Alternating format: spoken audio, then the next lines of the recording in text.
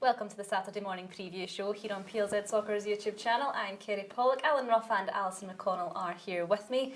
Ruffy, the Wanderer is gone again. Where is he? Yeah, see, I think he's got a previous engagement. It's not a holiday this time. No. No, I think he's actually working for a living. Well, we've got a substitution. We've got a better substitution, Alison, don't worry about that. It is. Let's get to the football today. Celtic against St Mirren. Trophy day for Celtic. Fans will be in high spirits, but one eye still on the cup final.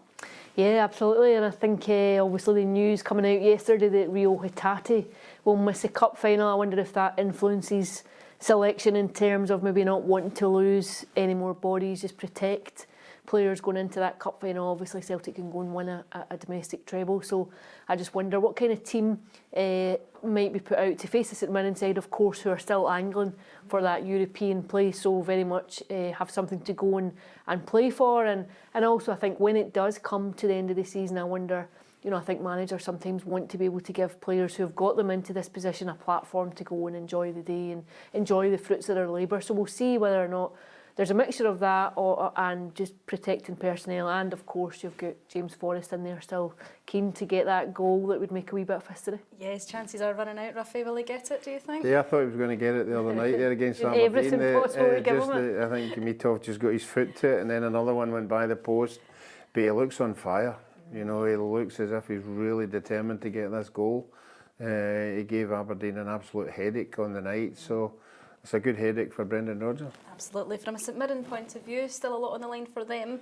Europeans still up for grabs? Yeah, I think that'll be at the back of their minds. They'll know that there's still a small chance, but obviously they have to do the business going to Celtic, which is going to be a hard one. I think it's a task that I think might be beyond them on the day, but apart from that, they've just had a magnificent season. What are you going for in this one then? I'm going to go Celtic to win 3-0. 3-0, Ali? I'm going to say the same. I think Celtic will win comfortably. I think no pressure whatsoever a day really for them to go out in front of their own support, enjoy what they've done across the course of the season. I think it will be fairly straightforward for them. I think St Mirren will do their best to ask questions, but I think Celtic are just too strong, particularly on home soil. All right then, next up, Dundee United take on Aberdeen. Still a chance for United to get fourth given Aberdeen's form in the last few weeks, Ali? Yeah, and I think it's been a fairly disappointing run for Dundee United post-split. I think there would have been some frustration at some of those performances and results when you think of where they were and what they had their eyes on.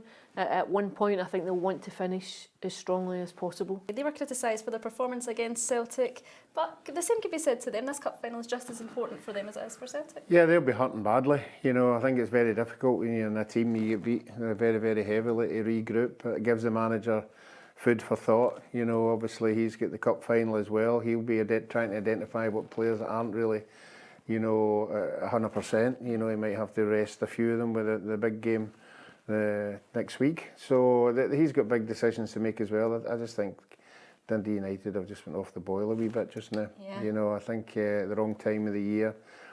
There's a lot of talk about contracts and let's wait till the end of the year, and that puts a lot of doubt in players' minds. Is it me he's talking about, or is it him, or whatever? So no, they've just went off the ball at the wrong time. What are you thinking? A draw. One each. One each? Yeah, I think it might be a draw as well. I'm going to say 2 each. 2 each, all right then. Final game of today. Rangers face Hibs at Easter Road. Hibs in party mode, as you mentioned, Ali. What an achievement from where they were on the table in November.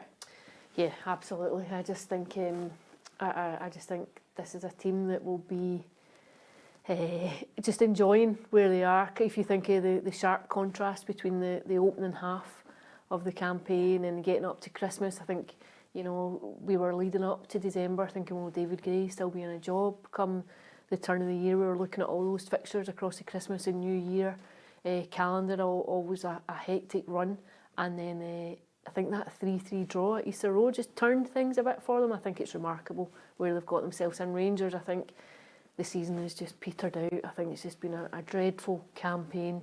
I think the chasm between themselves and Celtic will be embarrassing for some in the club. I think they'll want to finish as strongly as possible, but I think I'd go for a draw. A draw in this one, a final game for Rangers. For some players, Ruffy, to play for their future, perhaps? A point to prove for some of them? Yeah, there's already talk about it as we speak, and it's this time of the year when agents start asking their players, are they happy or do they want them to fish about and see what's available? It'll be interesting to see after, as Alison said, the really poor season Rangers have had, how many will want to hang about? You know, there's a lot of money on the go just now. Some of them might decide, you know, I'm going to try something else, you know, not happy with the way things went, and we'll have to wait and see. Team selection will be a big one. I'm going to sit in the fence as well. I'm going to go a draw again, one each. One each for you? I'm going to say 2 each. 2 each for you. All right, then moving on to tomorrow's games. The bottom six. St Johnstone face Dundee. St Johnstone were relegated midweek through a decision that happened in another game, Ali. Horrendous. Well, to be fair, yeah, it was bizarre. I was at Tynecastle and the St Johnstone players had gone over, applauded their support. At that point, they're thinking, right, let's get ready. We go again, taking it down to the last wire, taking it down to the last game, and then gone up the tunnel, and then you just hear the kind of murmur around the ground as people are exiting that there's a penalty at Dens Park, and then you could see the news just infiltrating the St Johnstone support as they were starting to leave the ground. You could see it come in, and then of course managers and players coming in to speak to us, having just learned that they had been relegated. I think Simo Valakari made a really good point when he said, well, you know, we're not really going down on the back of what happened tonight and what happened here or what happened at Dens Park, but rather on how we've played across the course of the campaign. That's not been good enough. He said that they would do their crying today and over the last few days, but he wanted them to get ready to go again, starting on Sunday, and he said that they need to be ready to then go and cope with the pressure in the Championship. I just wonder what kind of St Johnstone team that will be in the Championship. I think you would expect a lot of players now to go. I think there'll be major surgery on that side, but he'll want to try and get a reaction out of them today. And of course, it's a game that still has huge weight on it. Absolutely. Well, from a Dundee perspective, Ruffy, if you're ever going to put in a performance, it needs to be this one.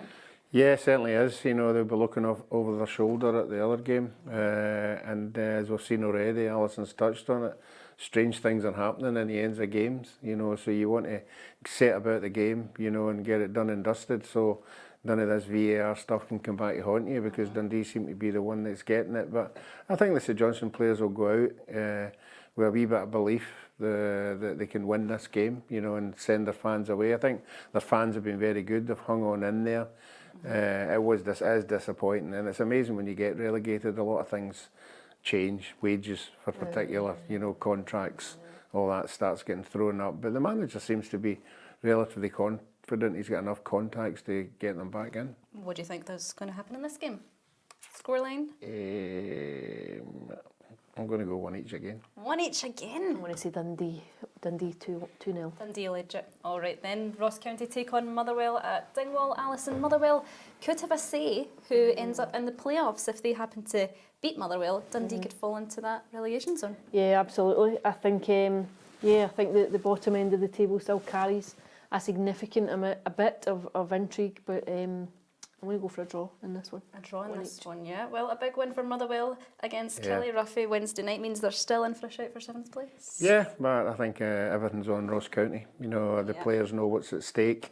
They know what's going to happen. You know, if they don't win the game, obviously you wait and see the Dundee score. But I think I'm going to stick with Ross County. I'm going to go Ross County. I think on the day, you know, there's so much at stake. They'll be fired up for it, and I know Motherwell will win quite comfortably, but end of the season for them, I'm going to go Ross County to win 2-1. Okay, then final game, Kilmarnock face Hearts. We now know that Derek McInnes won't be in the dugout for this game. Alison, is that unsurprising to you?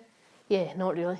Not really. I think it would have been a really bizarre turn of events, I think, to be in the dugout, knowing that then you've already accepted a job with the other two. I think it leaves you open, I think, just to people saying that you're compromised a little bit. I think it's a fairly sensible thing to do. It's more or less been confirmed, Ruffy, that Derek McInnes will be going to Tynecastle next season. Do you expect to see a different Hearts side under him? It depends what kind of players he identifies as they come in. You know, everybody gives a different view, and the style of player that Derek McInnes has. A lot of it is the players that are available when you play to that strength. You know, it's different from Aberdeen as it was, you know, at Kilmarnock. Different kind of players, different style. You know, I think it's a shame he's not getting a chance to say cheerio, because I think the majority of the Kilmarnock supporters would want to say cheerio. There is an element there. You don't want the booing, and it's bad on the club and everything, but it's actually just a shame it's that fixture. Yeah. It is, you know, you wonder why no wait just 2 games. you know, and deal with it then. But no, I think he'll be hurt by that he's not going to be allowed. He'll probably say cheer out the players, but the majority of the fans, I would think he's done a good job. Yeah, how do you think it'll end up? I'm going to go for... I'm not saying a draw. Not another draw. No, not a draw. I'm going to go Hearts to win 2-1. Hearts 2-1, Alison?